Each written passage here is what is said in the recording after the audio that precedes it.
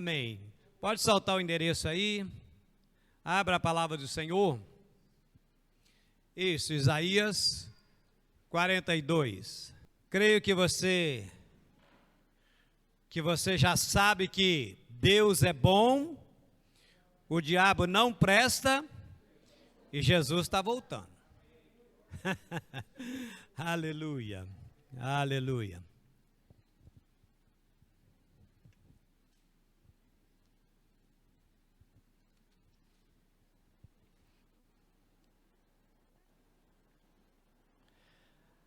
Amém.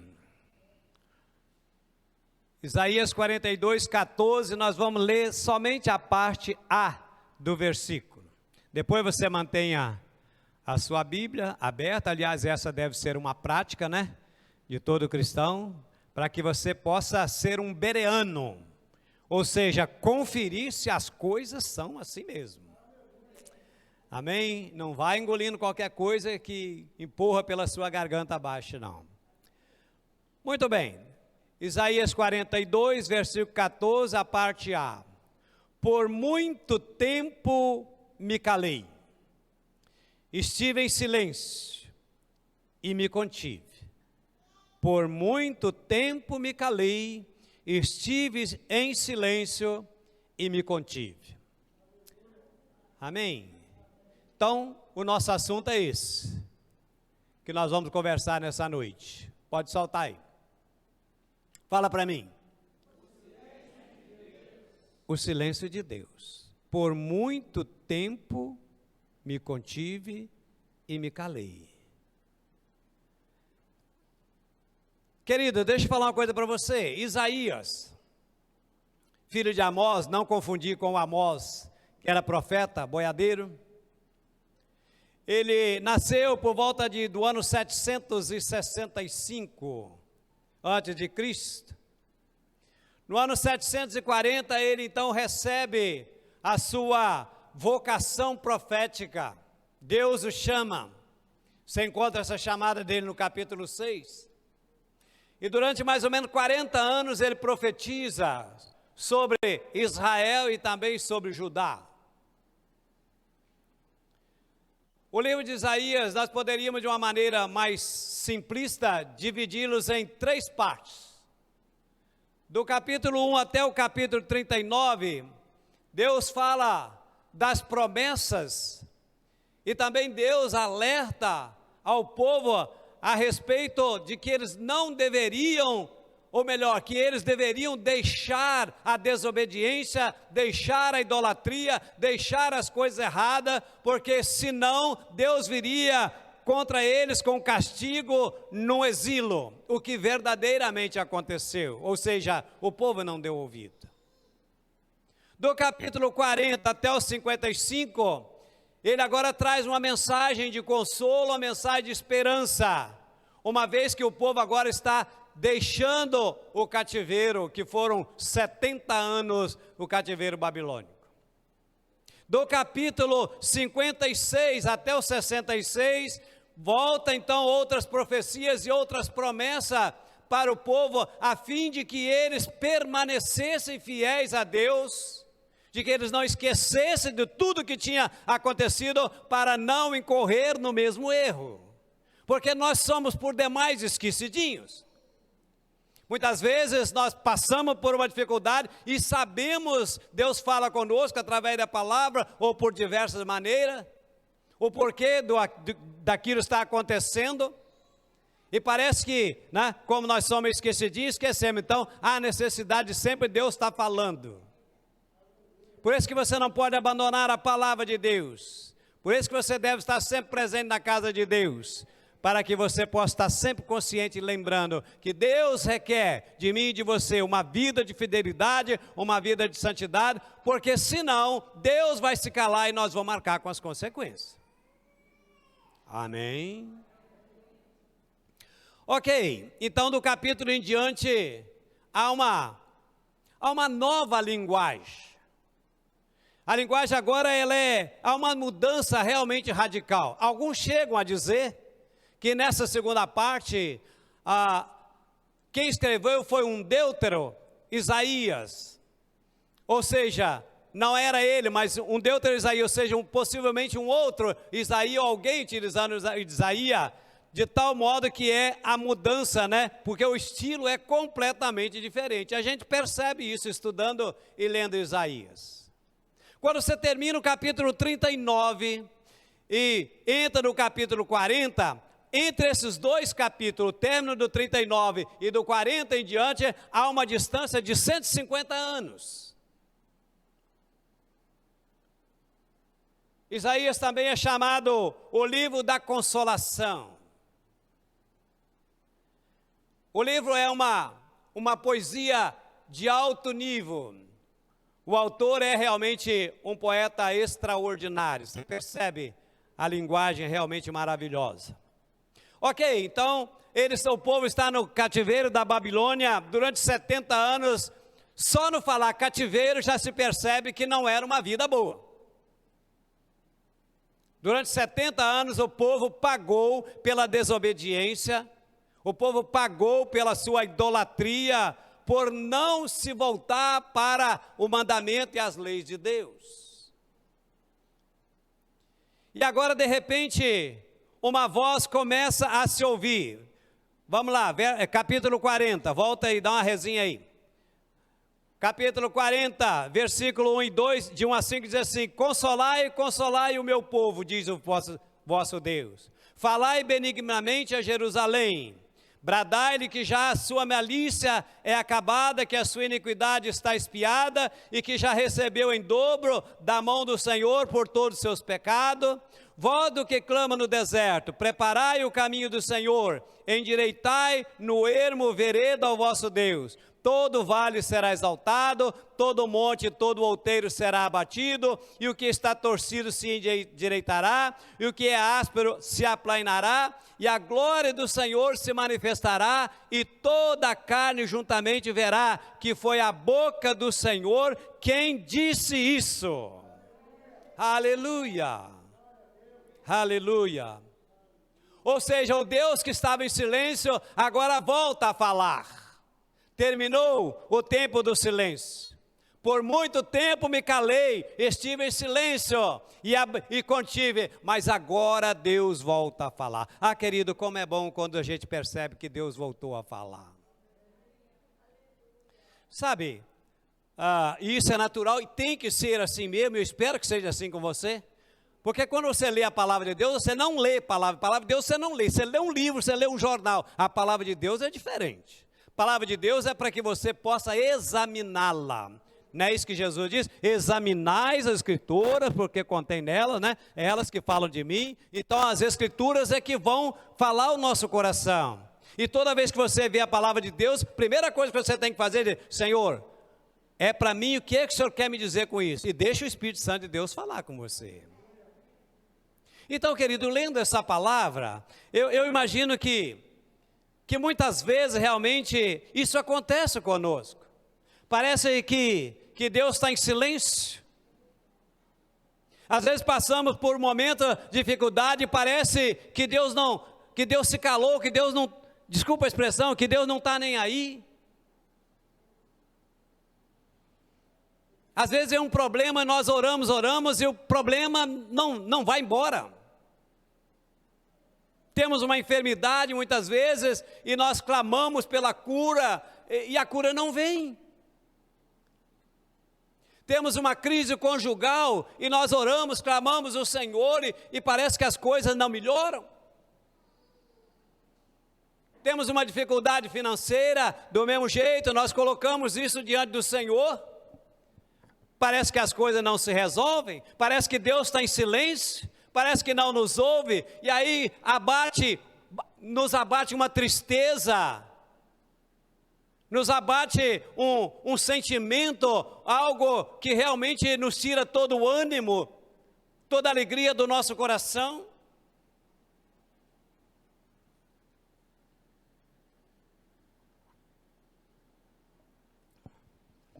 Então Judá está no cativeiro, o povo ali naquela situação, e quando se está no cativeiro, querido, é exatamente isso que acontece conosco, e acontece hoje a gente, graças a Deus, né, há um certo respeito, nem tanto, né? Algumas nações ainda vivem em guerra, um querendo tomar parte do outro, mas naquela época era muito comum.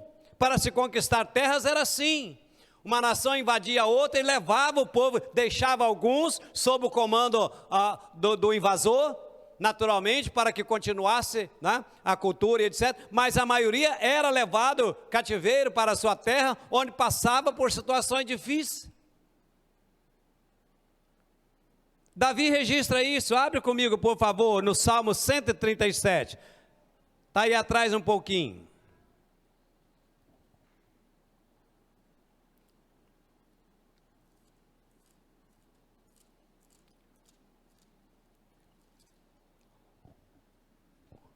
O contexto é o mesmo, Salmo 137. Diz assim: junto aos rios da Babilônia, nos assentamos e choramos, lembrando de Sião. Isso era o sentimento do povo. Nos salgueiros que há no meio dela, penduramos as nossas harpas, porquanto aqueles que nos levaram cativo nos pediam uma canção, e os que nos destruíram, que os alegrássemos, dizendo: cantai-nos um dos cânticos de Sião. Mas como entoaremos o cântico do Senhor em terra estranha? Querido, o povo, os assírios babilônicos, falavam para ele: cante para nós. Vocês estão aí com as tuas harpas, seus instrumentos, canta para nós um daqueles belíssimos cantos. Eu fico imaginando, até porque todos esses salmos, eles eram cantados, né? Hoje nós os recitamos, né? Nós o lemos, mas eles eram cantados, a maioria. E eu fico pensando que eles falam: canta uma daquelas belas canções, lá de Sião, de Jerusalém, canta para nós. E o povo dizendo: como que eu vou cantar num cativeiro? Como cantar se você não tem alegria? Como cantaríamos nós, entoaríamos nós um cântico ao Senhor numa terra estranha? Querido, há momentos que nós nos sentimos assim, num cativeiro, como se estivéssemos na Babilônia. Não temos alegria, não temos vontade de cantar, não temos vontade de adorar, não temos vontade de orar, não temos vontade de fazer nada, bate um desânimo. Como se estivéssemos num cativeiro. Alguns entram para o quarto, fecham a porta, trancam a janela, enchem-se de calmantes e os opã da vida aí.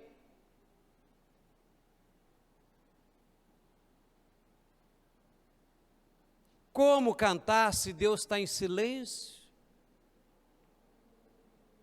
Como cantar quando nós nos sentimos derrotados? Você consegue imaginar o que estava acontecendo com o povo?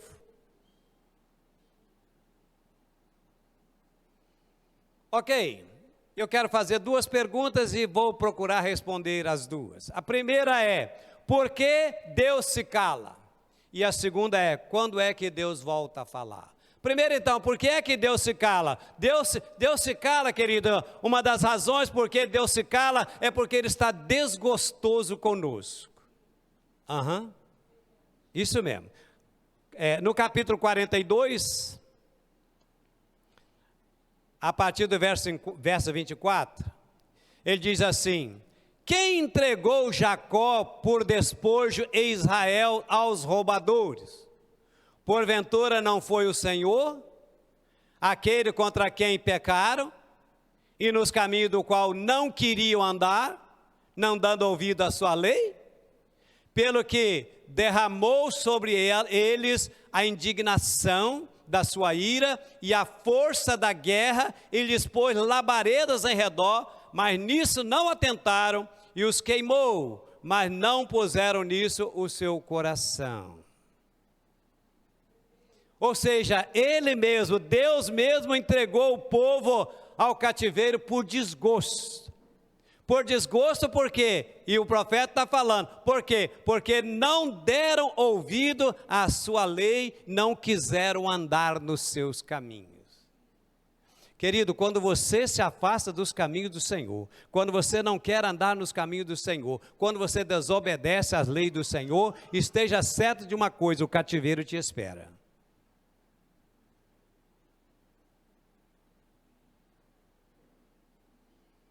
Deus viu dentro do seu povo, então, a idolatria, a iniquidade, a desobediência. Deixa eu falar uma coisa para você, querido. O que o Espírito Santo de Deus revela para mim aqui, para você? Que a pessoa pode estar na igreja assiduamente, não perder um culto. Que ela pode estar até liderando o ministério, pregando a palavra, dizimando, ofertando, não faltando culto, mas se a sua vida não estiver em dia, ou seja, se a sua vida estiver torta com Deus, ele se cala.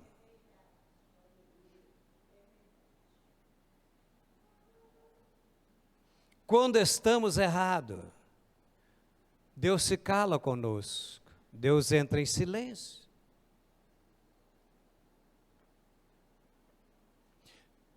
Dificilmente, eu diria impossível, alguém pode manter um bom relacionamento com Deus, querido, estando com a sua vida torta, em pecado. E tanto isso é verdade, querido, que a primeira coisa quando o crente está em pecado é se afastar da igreja, é se afastar do convívio dos irmãos. E o se afastar a vez, vá lá. E o pior é que às vezes sai falando e culpando todo mundo. Primeiro é o pastor que já está aqui para isso mesmo. Porque o pastor é isso, porque não vê, porque isso é assim, porque o pastor... Por isso que alguém que já disse que pastor já tem as costas duras de jabuti, de tartaruga, que é para tomar pancada.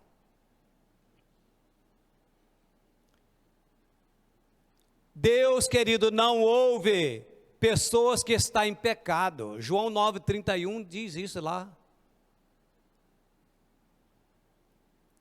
Que Deus não ouve a pecador. Então Deus se cala.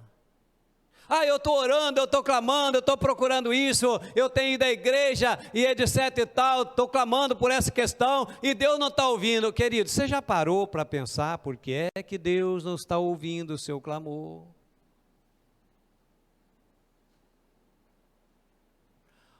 Olha o que Isaías, vai lá no capítulo 1 de Isaías, vamos voltar bem lá, no capítulo 1 de Isaías. Vamos começar no verso 15. Isaías, capítulo 1. Pelo que quando estendeis as vossas mãos, escondo de vós os meus olhos. Sim, quando multiplicais as vossas orações, não as ouço. Porque as vossas mãos estão cheias de sangue. Lavai-vos, purificai-vos, tirai a maldade dos vossos atos de diante dos meus olhos. Cessai de fazer o mal, aprendei a fazer o bem, praticai o que é reto, ajudai o oprimido, fazei justiça ao órfão, tratai da causa das viúvas. Vinde então e arguí-me, diz o Senhor. Ainda que os vossos pecados sejam como a escarlata, eles se tornarão brancos como a neve. Ainda que sejam vermelhos como o carmesim, se tornarão como a branca lã. E olha como ele complementa: se quiserdes e ouvirdes, comereis o melhor, comereis o bens dessa terra. Querido, olha só aqui.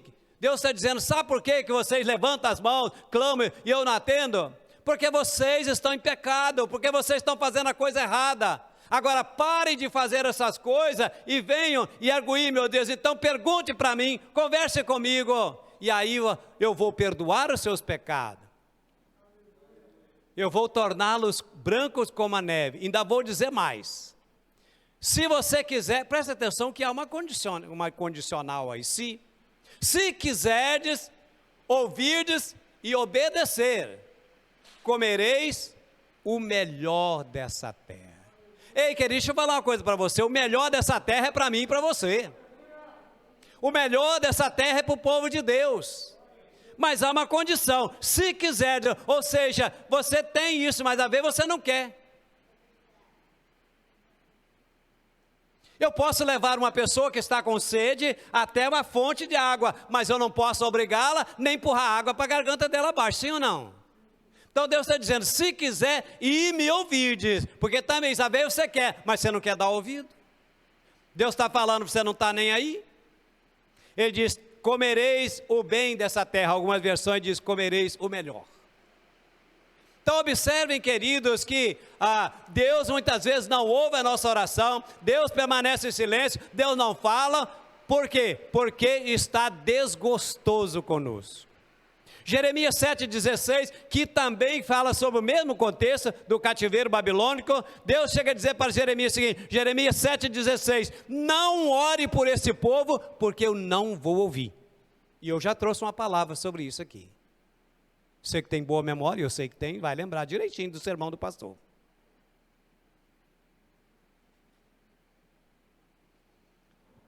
Então Deus se cala primeiro por desgosto. É outra coisa que Deus se cala, querido, é porque Ele está planejando alguma coisa e pode preparar para dar um glória a Deus. Ele está preparando coisa melhor. Já diz um hino da nossa irmãzinha Cassiane, que diz que quando Ele fica em silêncio, é por quê? Isaías diz lá, Jeremias nunca se ouviu dizer de um Deus tão bom, que trabalha para aqueles que nele confiam. Aleluia. O povo de Deus esteve, deixa eu falar uma coisa para você, Deus sempre está preparando algo melhor, o silêncio dele às vezes tem a ver com o que ele vai trazer para mim e para você. O povo de Deus esteve durante 430 anos no Egito escravo. 430 anos, querido. Foram 4 séculos e mais alguma coisa de silêncio. Um dia, um pastor de ovelhas está lá no deserto. Estava onde? Estava lá no deserto pastoreando o rebanho do seu sogro, Jetro. Você já percebeu que eu estou falando de Moisés? E Deus então chega para ele e diz, Moisés, aquele lance da harça, não estou resumindo. Moisés, eu ouvi o clamor do meu povo lá no Egito. O clamor daquele povo subiu até mim. E você vai lá para libertar o meu povo. E a história você conhece. Entre o Novo Testamento, entre o Velho Testamento e o Novo Testamento, ou seja, entre Malaquias, que foi o último profeta, e João Batista, que é o primeiro profeta a entrar na era da graça do Novo Testamento, nós temos também 445 anos de silêncio. Deus se calou. Mas de repente, um homem lá no deserto, aonde?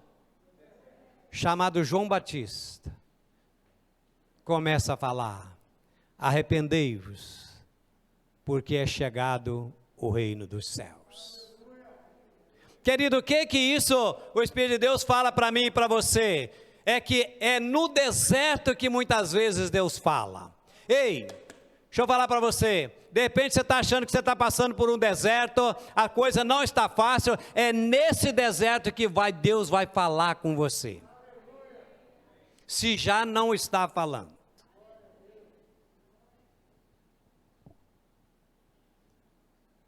Quando é que Deus fala? Então Deus fala quando Ele tem que anunciar que um novo tempo chegou. Capítulo 42, vamos voltar lá para Isaías 42. Versículo 1 e 2, eis aqui o meu servo, a quem sustenho, o meu eleito, em quem se compraz a minha alma, pus o meu espírito sobre ele, juízo produzirá entre as nações, não clamará, não exaltará, e nem fará ouvir a sua voz. Perdão, capítulo 43, mas agora assim diz o Senhor que te criou, ó Jacó, e que te formou, Israel, não temas, porque eu te remi, chamei-te pelo teu nome, tu és meu. Quando passares pelas águas, estarei contigo, quando pelos rios, eles não te submergirão, quando passares pelo fogo, não te queimará, nem a chama arderá em ti. Tu, Jacó, a quem te formou, tu Israel, tu Jacó, tu Estéfano, tu Antonino, tu Mauro, tu Ademir, tu Fábio, tu Marco, tu Elô, a quem remi, quando vocês, qualquer um de nós que passares pelas águas, não vão nos afogar, se passarmos pelo fogo, não nos queimaremos, por quê? Porque Ele está conosco. Aleluia. Verso 18 e 19, ainda nesse mesmo capítulo. Não vos lembreis das coisas passadas, nem considereis as antigas. Eis que eu farei uma coisa nova, e agora sairá a luz, porventura não sabereis? Eis que porei um caminho no deserto e rios no ermo. Ei, Deus está dizendo o seguinte: olha, não lembrai das coisas passadas, porque eu estou mudando a situação. Aleluia. Aleluia. O que fazer para que Deus volte a falar? Vamos lá, num coro só. Se o meu povo, se o meu povo que se chama pelo meu nome, se humilhar e orar, e se converter dos seus maus caminhos, então eu ouvirei do céu, perdoarei os seus pecados e sararei a sua terra.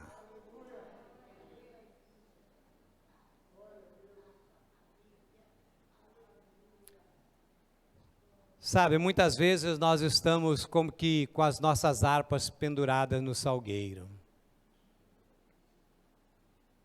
desanimados, tristes, abatidos. Alguns parece que até gostam de ficar nessa situação. Mas, querido, nosso Deus é o Deus que faz nova todas as coisas. Esses mesmos Isaías vai dizer para nós lá no capítulo 40, verso 31, que Ele é que dá força ao cansado. Que Ele nos põe de pé. Que Ele nos faz subir mais alto que as águias. No 43, aí no verso 13, ele diz assim, olha, ainda antes que houvesse dia, eu sou. Ninguém há que possa fazer escapar das minhas mãos. Operando eu.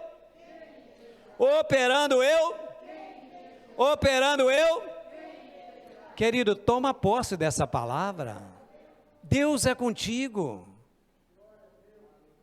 Não importa qual seja o seu problema, não importa a extensão do seu deserto, não importa quão longo tem sido o seu cativeiro, nada disso é maior do que o nosso Deus.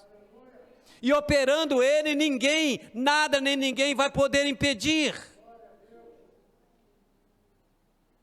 Hebreus 13, 5 e 6 diz que Ele nunca nos abandonou, que Ele nunca nos desamparou.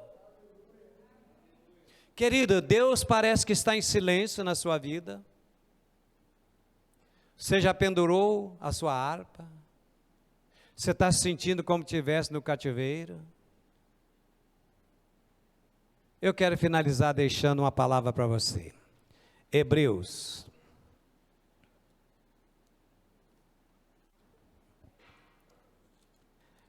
Hebreus capítulo 13, capítulo 10.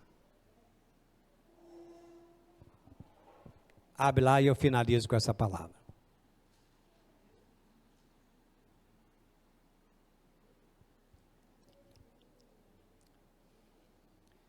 Hebreus 10, 37. Porque ainda há um pouquinho, algumas versões dizem um poucochinho de tempo, ou seja, mais um tempinho, desculpa a expressão, segura a ponta, mais um pouquinho e o que há de vir virá e não tardará, mas o justo viverá da fé, e se ele recuar, a minha alma não tem prazer nele. Nós, porém, diga, está falando comigo?